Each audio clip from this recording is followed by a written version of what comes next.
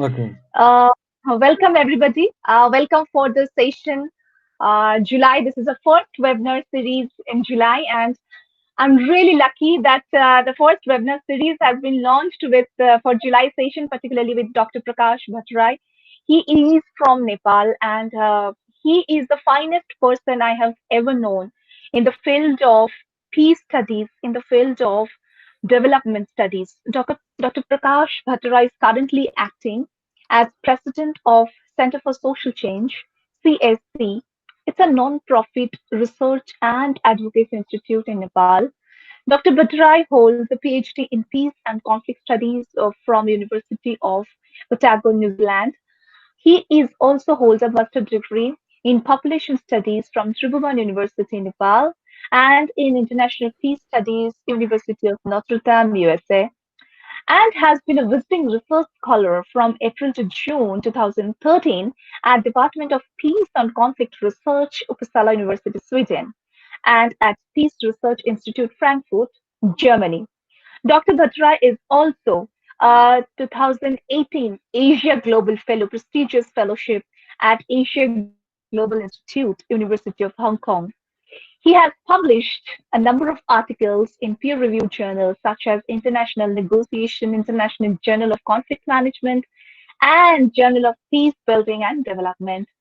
Dr. Bhattarai has more than 17 years of professional and leadership experience on the issues surrounding governance, peace building, development, migration, youth, and has taken the leadership role at Youth Action Nepal, Association of Youth Organization in Nepal, and Collective Campaign for Peace.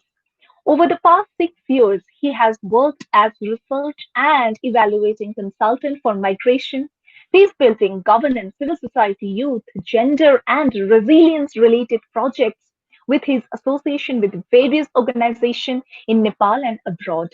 So I really welcome Dr. Bhattarai for the wonderful session is about to start with the current scenario related with COVID and migration, because migration, even for India, it's the biggest challenge in this era. And Nepal is also part of this journey with India and a good collaborator as well as my understanding. So I really welcome Prakash Bhattarai in the web platform for Dialogue webinar series in July. Thank you so much for accepting our invitation. And let's start with your discussions. And after your discussions, we will open the floor to the panels, whoever present today. Though we have a very less today, but nevertheless, I will definitely include my opinion because this is very, very close topic to my subject, very much related topic and relevant one. So I open the floor to Prakash Bhattarai, sir. Please start. Okay. Thank you, Swati, for this opportunity to speak. In this webinar series, and I'm very pleased to be part of this forum. Today I'm mostly talking about the migrants and especially the labor migrants of Nepal, and how they are placed in the margins. So I want to, I want to start my presentations basically with, there are like three major, group of labor migrants, in Nepal. So the first one is domestic migrants. So what I call them interprovincial migrants. So mostly they are seasonal migrants who often utilize these certain months each year, working somewhere. Let's say they work 8 months in the field, 8 months in the farm, and then the rest 4 months they work somewhere else, so that they can have additional income, which could be supportive to run their family throughout the year. So they are mostly domestic migrants working within the country, and we have cross-border migrants. Mostly, they go to India. Some of them are seasonal migrants, and the rest of them are completely relied on the income they make in India to run their family. So we didn't have exact figure how many how many people are working in India, how many Nepalese people are working in India. But statistics says 2.5 millions, others say 3 millions. You know, but there is a significant number of people working in India, and at least the numbers should be between one million to 1.5 million. And then we have international labor migrants. So international labor migrants from Nepal, they are mostly working in the Gulf and Malaysia, and also there are some labor migrants working in Japan, South Korea, and other countries.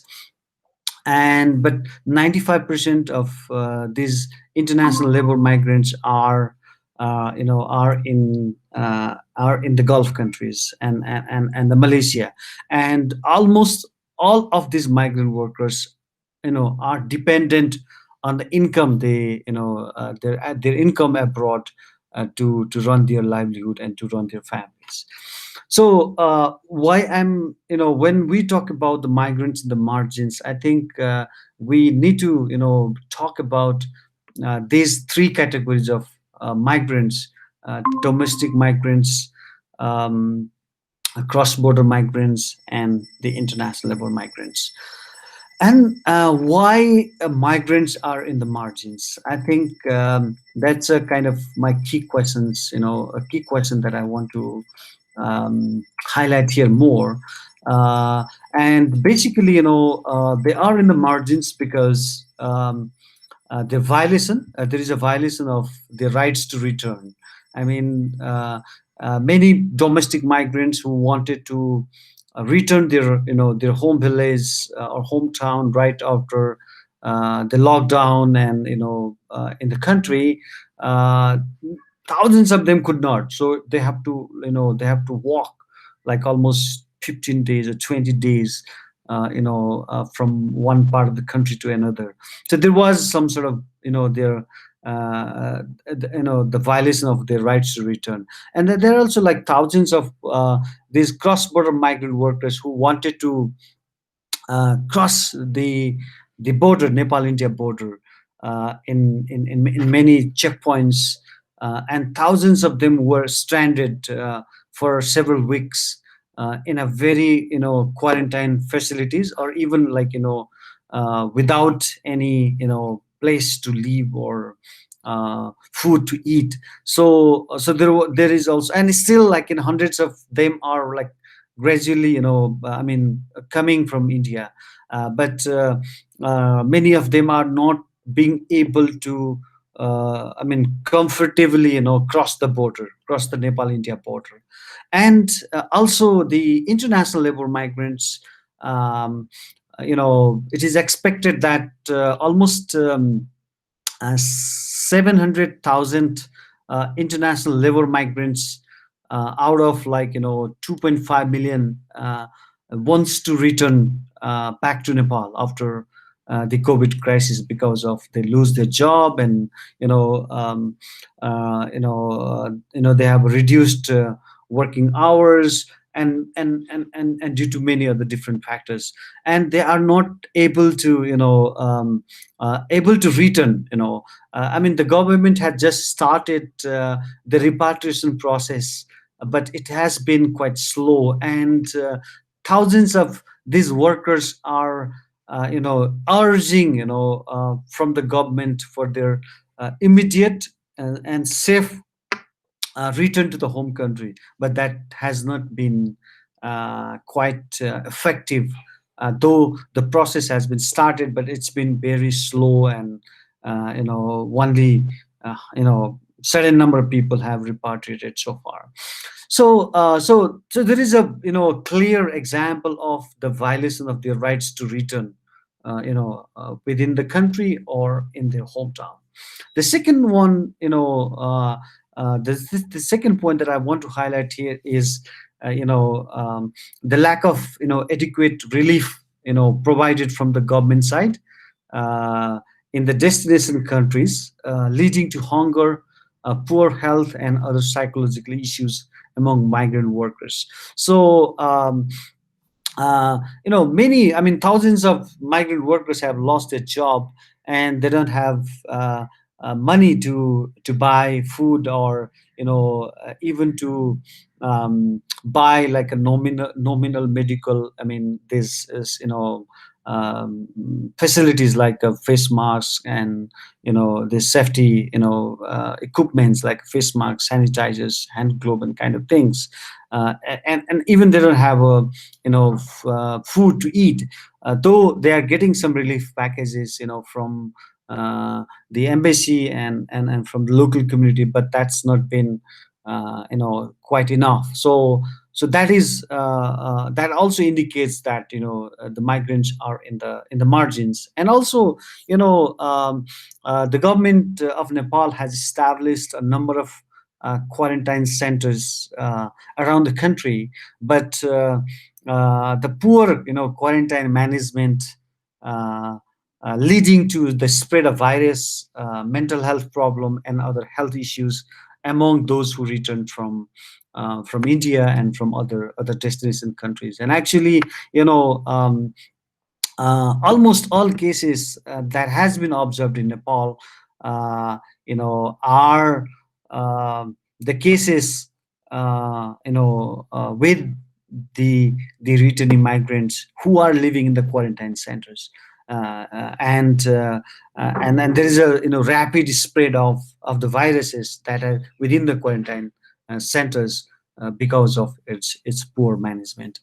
And that's why they're in margins. And the fourth point to justify their marginalization is the stigma and discrimination towards the labor migrants, which is also leading to mental stress at both individual and family level, and even among the group level. Like, so the entire migrants as a group, um, are facing that sort of stigma and discrimination, and that is leading to mental stress at both individual and the family level. And the fifth point that I want to mention, in terms of their marginalization, is hundreds of these returning migrants are in a debt crisis, and and the responsibilities, for the taking care of their families is putting them under huge mental stress at present context. So, I mean, these are very kind of immediate, impact to demonstrate how they are in the margins. I mean, we cannot even imagine if these migrants are not uh, managed well within the country. The level of suffering will be really really high. So I think it's a high time to talk about the issue of migrant workers, both I mean domestics, as well as the international. And what COVID-19 has done to their life. And there are some common scenario that we can observe, particularly with cross-border migrants, as well as with with the international migrants. So I have observed, based on my current study, it has created a multi-dimensional crisis with long-term consequences. So basically, I want to talk about five different kind of crises the migrants are facing, the labor migrants are facing at the moment. The first one is the livelihood crisis. So so the loss of job, there many of them have lost a job. uh, those who have not lost their job, but their working hours have been reduced. So they're working under the condition of reduced working hours. There are many of them are unpaid since the crisis began. And also many of them are also living in quarantine. both in the country of origin as well as in the destination countries, with uncertainty of the future job. So there is a big, livelihood crisis. The second crisis I want to mention here is dignity and social justice crisis. So basically, as I've already mentioned before, that the stigma and discrimination towards the migrants, especially, the cross-border migrants are facing, more of this kind of problem, like those who are coming from India. I mean, the Nepalese migrant workers coming from India are considered as the one like who are spreading the virus, so there is a huge, stigma and discrimination towards the migrants. And also, the dignity and social justice crisis also linked with their working and living conditions in the destination countries. Could be in the Gulf or in the Malaysia or in India. So that's also an issue. And also, the lack of social protection. So the rescue, the repatriation, the reintegration issue has been a huge challenge. So the dignity and social justice crisis is quite significant. And the third crisis the migrants are going through is the health crisis. So the migrant workers are mostly, infected population in Nepal. So we have around 15,000 infected cases in Nepal. And 95% of them are the migrants. So there is a big health crisis, and many of them are the young people. So it's not the old age people. They're very economically active, active population. And just a few days ago, we were hosting a webinar on youth issues, and we're discussing, one of the frontline health workers was sharing that, so all these youth like who are solely, the breadwinner of the family, are living in a quarantine for, or in isolation centers for many weeks. And they're so desperate to go back home, but still, they're not, because the recovery, process has been quite slow. So they're on a big, mental stress. And also, these unsafe working conditions in the destination countries also leading to health hazards. Though, many countries have lockdown, but still, hundreds of these thousands of these workers are working, and but the working condition is not that convenient one. And hundreds of migrant workers in GCC countries are corona infected, and others are in high risk due to the unsafe living conditions in the destination countries.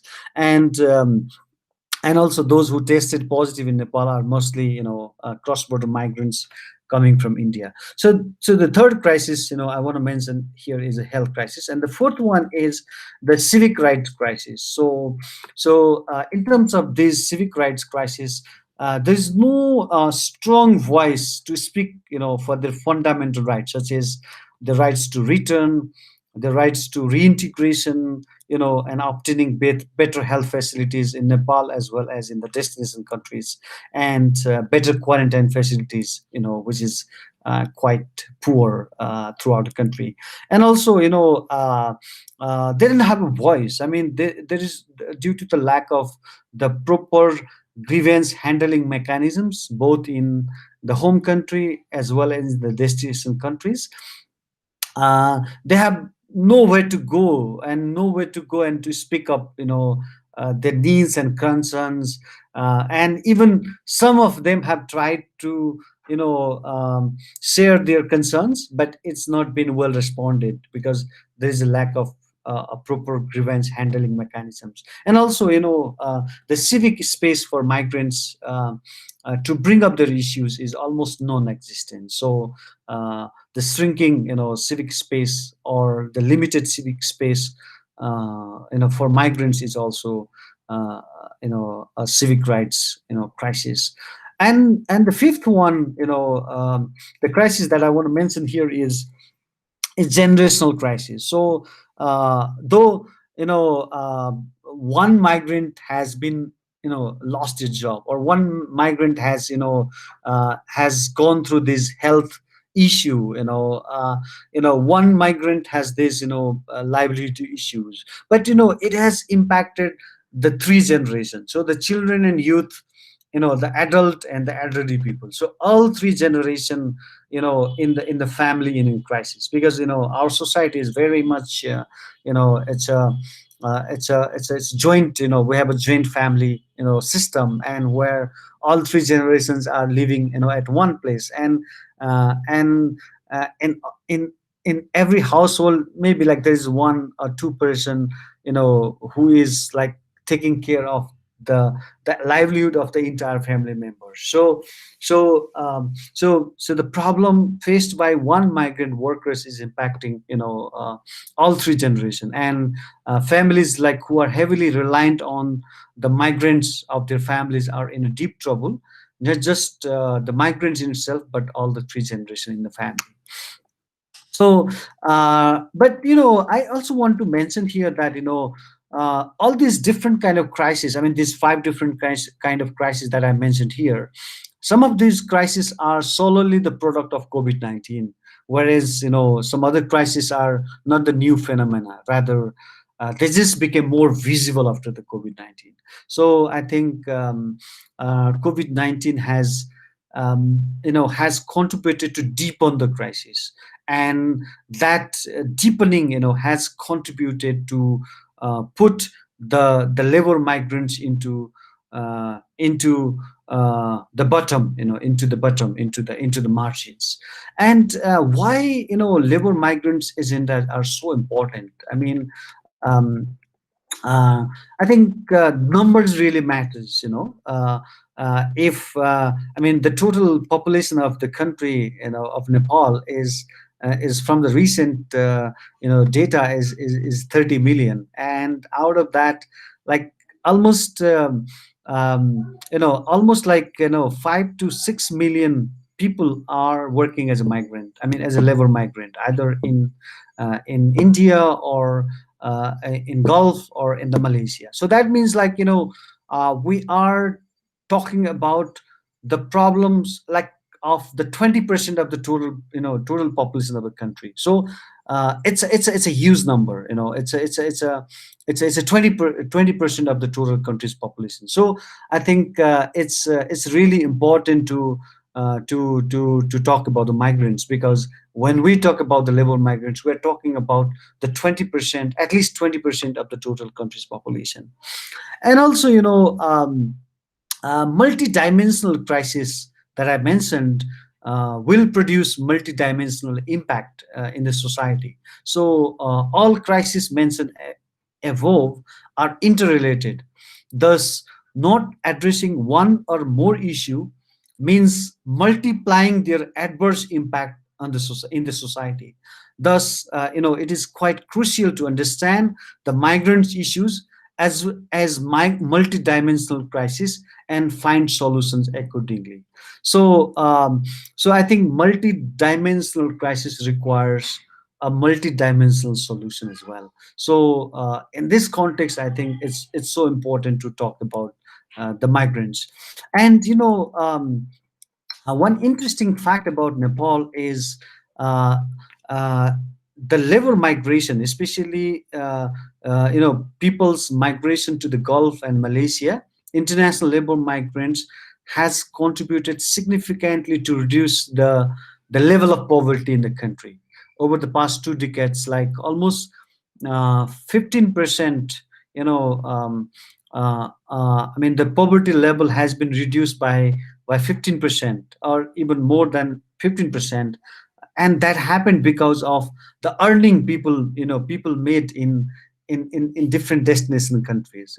So but if this crisis continues, and if people kept on losing their regular income, there is a high risk of the people who actually came out of poverty will go back to the poverty, or at least they are in a high risk of falling into the poverty trap. So I think to save uh, people from not falling into the poverty trap, I think it's also important to talk about the agendas of the migrants. And also this is a high risk group for political manipulation and exploitation. uh, as I already mentioned that um, it is estimated like almost like 2 million, I mean almost 1.5 million people wants to return to Nepal after this COVID crisis from different destination countries. And also these millions of domestic migrants have also lost their livelihood opportunities in the past few months. So lack of adequate social and economic engagements of these groups may lead to their political manipulation and exploitation from certain from certain groups, and that will cause that may cause a kind of political disorder in the society. So I think addressing the problem of all three categories of migrants that I talked before is really important. And as I already mentioned, that uh, you know it will create impact on three generations. So I think it's very important, to talk about the issue of migrants, and come up with some sort of policy solutions, as well as the community-based solutions or social solutions to address the problem of the migrants. And what should be done? I mean, I think as a scholar practitioner, I think I also want to highlight. I also want to give some policy solutions that needs to be done at the government level, or at a different level. So I think since, as I already mentioned, that it's a multidimensional crisis, so we require a multidimensional solution, and mainly four simultaneous interventions are needed. So basically what they need, what the labor migrants need right now is the urgent support. So to make them out of infection, and stop the possibility of its spread at the community level, they require some urgent support. Their rights to return should be guaranteed. um, and also there's quarantine management kind of things should be properly handled, so that the spread of the virus will be nominal, or will be less. So what they need is some sort of urgent support, and that needs to be guaranteed by the state.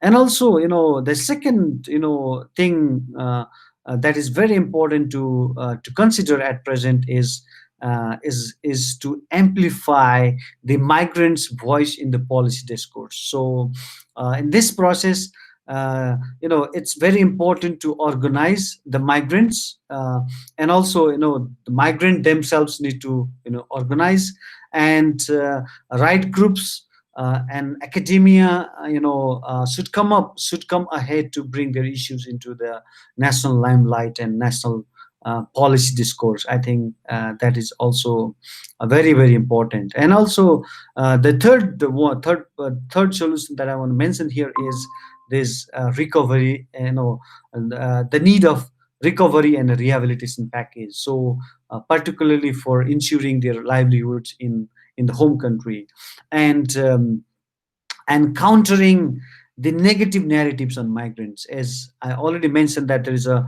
high level of stigma and discrimination, against the migrants. So it's very important, to counter the negative narratives on migrants, particularly for the dignity and social justice. And all in all, I think what is what is really important is we cannot stop reverse migration that is happening, within the country as well as, across the country. So in this context, what the government require is an adequate, social, economic, and the political reintegration of migrants, so that they can find their space within their locality, and that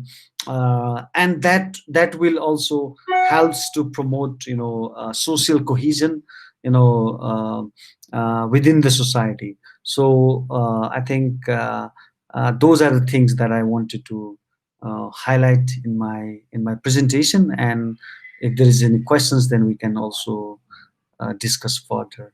So thank you very much for listening to me. Uh, Thank you very much.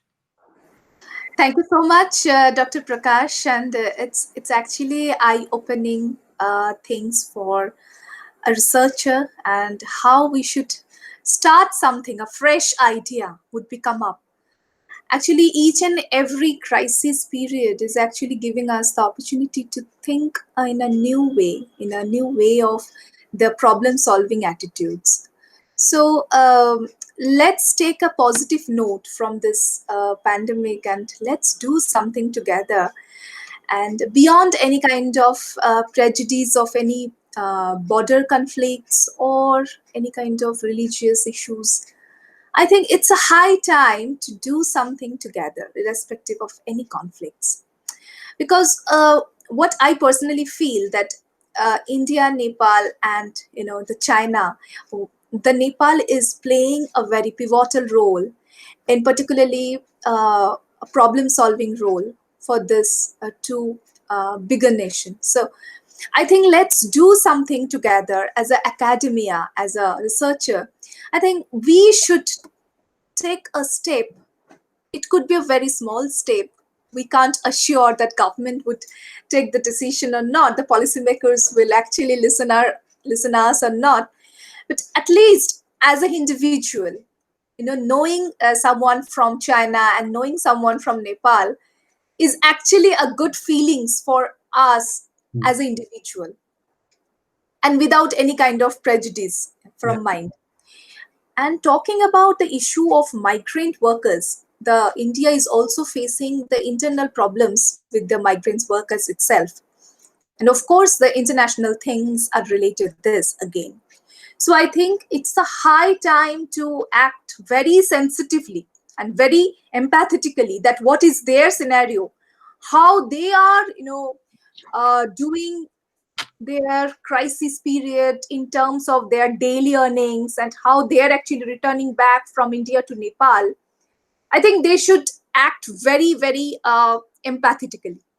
Mm. So now the floor is open to Shubrata. She's a wonderful researcher in the field of migrant workers. She's doing a great work from Orissa. Shubrata, would you like to share your views?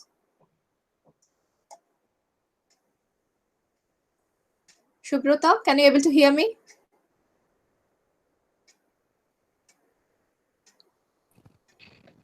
Yeah. Hello. Yes.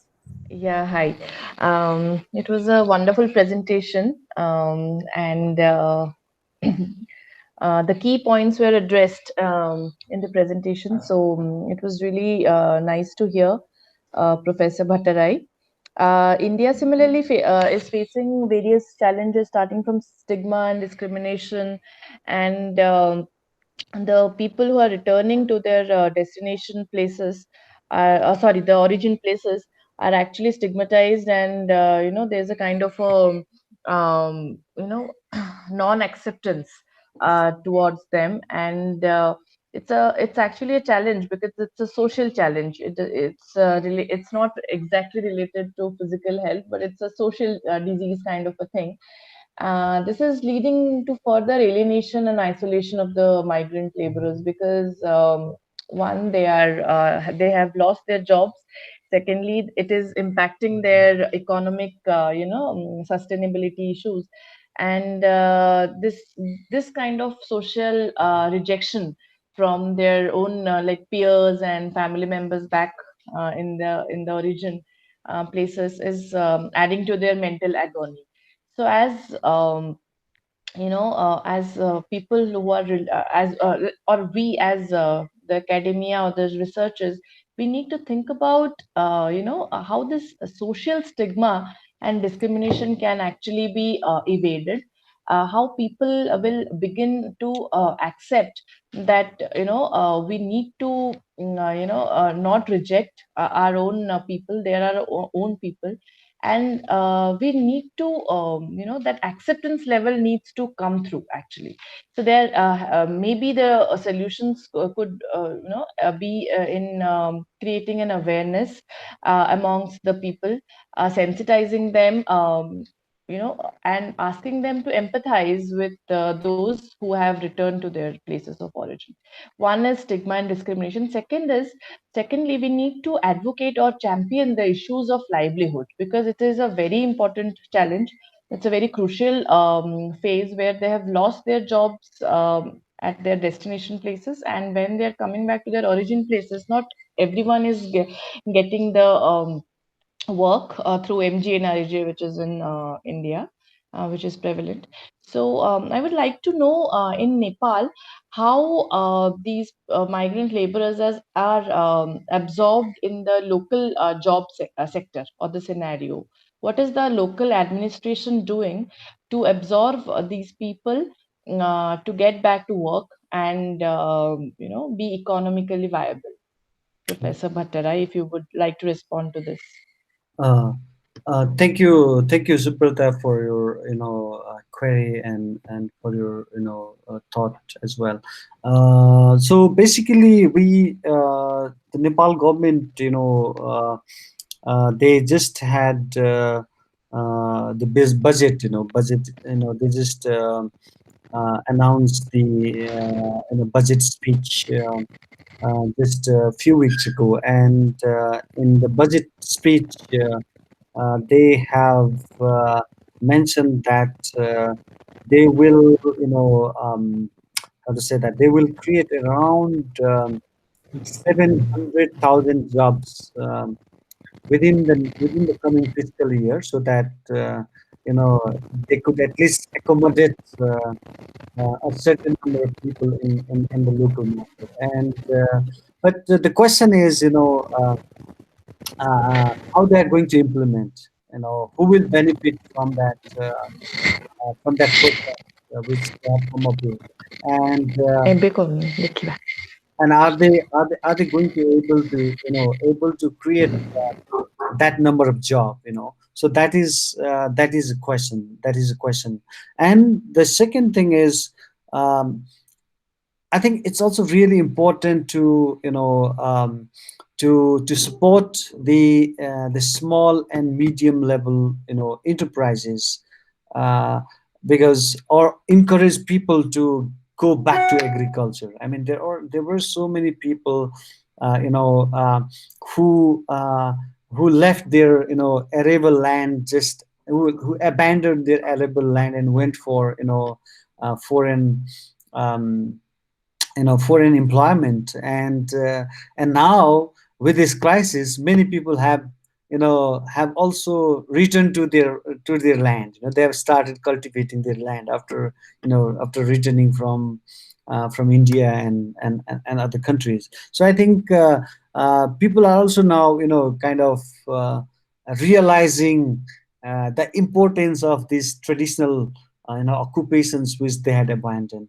But if I have to talk from the government side, there are some programs, but that is not sufficient enough, because uh, at least 1.5 million people have expressed their commitment to, I mean, expressed their interest to return, to Nepal after this COVID crisis, and thousands of people from tourism, transport, and other sectors have lost their job, and it will take at least, I mean, I don't know, 6 months or a year, even more, to come to a new normal situation. And to be very honest, it's very unfortunately we don't have a strong thinking, like a policy thinking, at the government level, to create opportunities, for people. So I mean, livelihood is one thing, but I think it's also really important, like how we could accommodate them socially. That is also another thing. I mean, even if, let's say, 1.5 million people will return, um, I don't think everybody requires job. I mean, at least 20% or 25% of that population has already a secured livelihood because of their many years of work in the destination countries. So I think they don't require the government support. So we have, like, let's say, three categories of migrants who are coming back to Nepal, or to their places. So the first category is they are coming with social capital, with the money, and they can just utilize it. What they need is a kind of enabling policy and political environment to function, effectively in the country. The second category of migrants, they don't have money, they don't have a social capital in their hand, but what they have is the skills, after many years of working in the destination countries.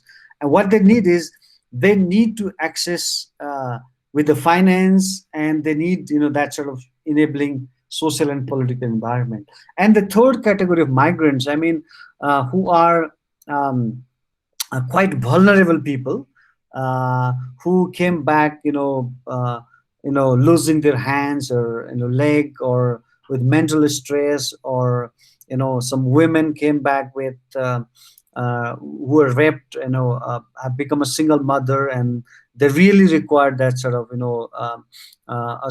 protection. I mean, social protection from the state. So I think what the government need to prioritize is this second and third category of the migrants. And we don't have that sort of policy, even from the local government and provincial government and the federal government. We don't have a concrete labor migrant specific policies, so that they could enjoy their life here. So it's a very pathetic situation, I should say. And there is a high chance of social disorder, and the political manipulation of this disengaged group.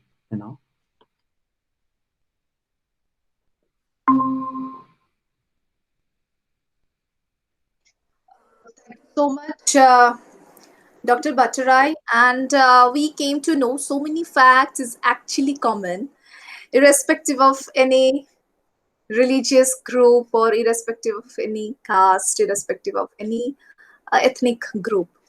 The thing is, who are deprived, they are getting deprived in the era of COVID.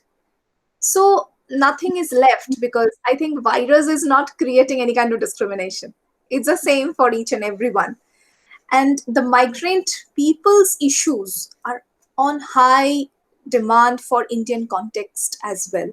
So as Shubrata rightly pointed out, that Indian scenario is also facing challenges in terms of the migration and the migrant workers. How to deal with that? Actually, right now, even we don't have any kind of such policies until the date. Though government is trying their level best to accommodate, but till who are returning back in terms of the West Bengal, who are returned back from Mumbai or other parts of the India, we're hardly able to provide them the basic livelihood. Rationing is given to them to some extent, but that is not enough to lead their life in a very fruitful way. And the mental trauma is part of their life. They don't know about their future. They're totally under dilemma.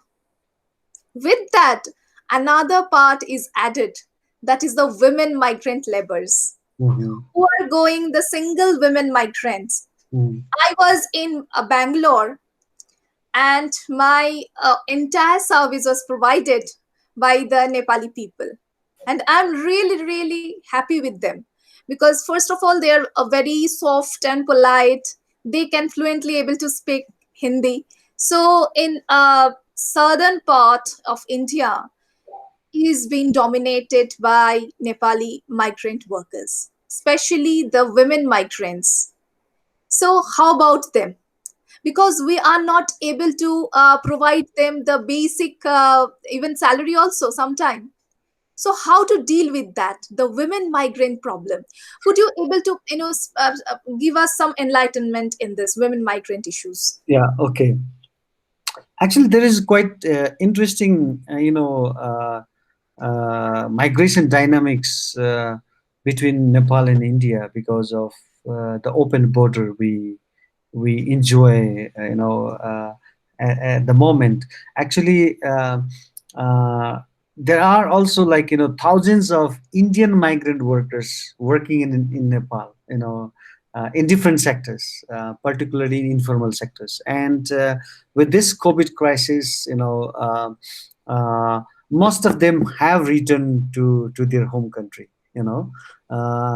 And there's a kind of interesting conversation happening, interesting policy discourse happening. So Nepali migrant workers who were kind of uh, absorbing, like, some sort of job, in India, can now take, can now give it back to the native, migrant workers, whereas the place which was taken by the Indian migrant workers in Nepal, can be taken back the Nepali, I don't know, migrant workers, who return from India or other countries. So I think, it's a kind of, I mean, quite interesting, dynamics we have, and the problem is same, and this sort of cross border migration that is happening between India and Nepal. Like, Nepalese migrant workers feel comfortable going India and working there, regardless of the working conditions, or the treatment they're receiving from the people of India. And Indian migrant workers, who prefers to come to Nepal, regardless of the working conditions, and the treatment of the people here. So I think how we actually come up with some sort of joint kind of, plan, so that could actually help the the migrant workers from both, countries. So I think, so that could be one thing. The second thing, you talked about the women migrant workers. I think, this is quite a critical issue. I mean, almost like 11% of Nepalese migrant workers, particularly in the Gulf and Malaysia, are women. And they are in a even, vulnerable condition. And how we actually address the problem? What are the women specific problems? What are the specific problem faced by the women migrant workers that has not been uh, done, like, any serious research, or serious investigations. I think when we talk about migrants, we're talking about migrants in general, labor migrants in general. So I think you brought a very interesting point. And uh, how to look at this COVID, pandemic, and this migration crisis from the gender lens, and deal with that, accordingly. I think that is seriously lacking. I think we should at least try out and pointing out some important aspects of migrants worker irrespective of any gender. But at the same time, as you rightly said, that it is a high time to think separately the women migrant workers, because they are also facing, I think, dual or triple crisis. Yeah. So how to deal with that? If we have some kind of first hand experience from them, I think that would be a eye opening case study, it would be kind of things. So maybe in near future, if we have chance, we can definitely try to collaborate some case studies and maybe it's kind of a group discussions and group studies. So for now, I don't have any kind of questions. Rather, I would like to wrap up the sessions with your concluding remarks that uh, could you please tell us point wise that with how we could deal the migration issues irrespective of any national or international aspects, how to deal with a very locally things. So think about local migrants who are coming to us and how to deal with them, how we can actually motivate them that they will definitely do their best after this pandemic will over. So with your very short form of. Yeah. I think although there is a reverse migration, there is reverse migration happening, but still many of them will remain in the destination countries, no matter whether it is India or the Gulf or no or Malaysia or wherever they are. So in that case, I think we have to do two things. One is how to uh, better protect uh, migrants, regardless of their gender or nationality, in the destination countries. I think that is very, very crucial, because this sort of hazard, health hazard or the health crisis or social crisis will happen even after the pandemic, will over, and I think how to better protect them. I think we need to have a concrete, like a policy response, to protect the rights of migrant workers in the destination countries. And as I mentioned in my presentation, that these social, economic, and political reintegration. So let's not just think about the economic reintegration. I mean, that is very, very important. I mean, livelihood issue is very, very important for all of us, including the labor migrants. But I think it is also equally important to pay attention to the social, reintegration, and the political reintegration. And there needs to be space for migrants to live a dignified life, within their country. So I think when we design or come up with some sort of integration policy, I think we have to talk about the social aspect, political aspect, and the economic aspect as a package. So I think that's how we could protect the rights of our people, within home country as well as in the destination countries. That is very important, actually, that, the home country and the destination country, both if they are working together for the policy makings and how to deal with that, that as actually missing in terms of the Indian scenario. The state government and the central government and the home state, who are actually the home of the migrants, and the destination state, they are not collaborating with each other. So more confusion has been created that who will provide them shelter, who will provide them food and basic sanitations. And even after returning, they have been stigmatized with the Corona Express, Mhm. with a Corona bus, Mhm. with a migrant bus, migrant special bus, migrant special train. So this kind of thing is actually creating a mental trauma for them, Mhm. and they are thinking that they are actually they are the virus. So even after vanishing of this situation of COVID, I think this crisis will be forever for their lifetime. Mhm. So I think we have a question from Dr. Chandra Upadhyay. Can Nepal accommodate the incoming home workers? Uh, I mean, it's not a question about whether Nepal can accommodate or not. I think Nepal must accommodate, Hmm. and it has to accommodate, because uh, if uh, if the citizen of these countries Hmm. are are in a deep trouble, and if we don't accommodate, then the host country will just lift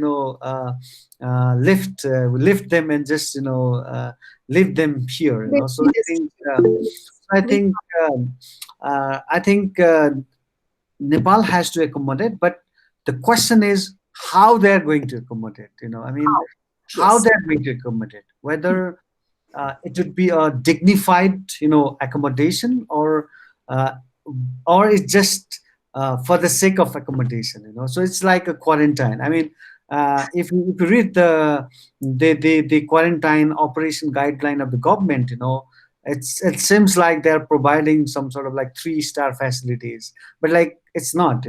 Some people say that the quarantine center is like a concentration camp, or concentration center.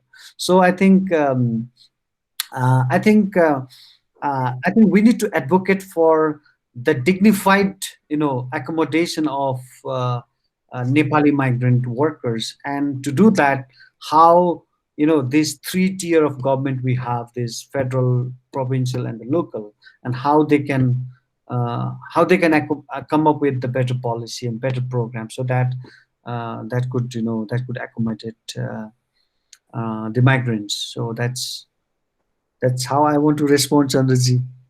No, it's okay. It's absolutely perfect because actually we don't have the answer for Indian context also. So how actually India will accommodate as from Gulf? Actually, we don't know. We have to, but we as a as an Indian scenario is currently we are facing challenges in terms of the economical crisis. So actually, we don't have the answer. So I think it's kind of a process. With the process, definitely the policies has been already changed. Some of the policies need to be changed, and for the sake of these citizens. So I think it's wonderful session actually. I came to know so many facts, and with the session starting, as I already told you that it's very close to my heart, the topic particularly. So with a thanking note, we are about to end our session. I rather not to say goodbye to you. See you soon, and please be with us, a web platform for dialogue. We already launched our website, so your recording will be published with all of your credentials in the website, and able to see afterwards also. So